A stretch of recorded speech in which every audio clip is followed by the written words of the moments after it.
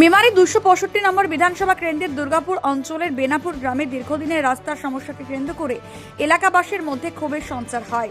এই সমস্যার প্রতিবাদে গ্রামবাসীরা বিডিও অফিসে বিক্ষোভ প্রদর্শন করেন।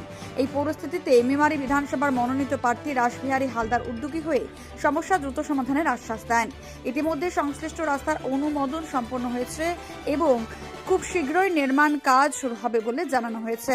পরবর্তীতে রাসবিহারী হালদারের নেতৃত্বে একটি প্রতিনিধি দল বেনাপুর গ্রামে পৌঁছে বিক্ষোভকারী গ্রামবাসীদের সঙ্গে সরাসরি আলোচনা করে।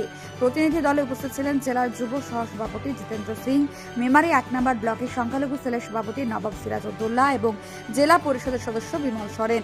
তারা গ্রামবাসীদের সমস্যার কথা মনোযোগ সহকারে শোনেন এবং তাৎক্ষণিকভাবে কিছু সমস্যা সমাধানের উদ্যোগ গ্রহণ করেন। এই উদ্যোগে বেনাপুর গ্রামের বাসিন্দারা অত্যন্ত সন্তুষ্ট, আনন্দিত। তাদের বক্তব্য, দীর্ঘদিনের সমস্যা সমাধানের পথে এগোনোর এই উদ্যোগ তারা আশাবাদী।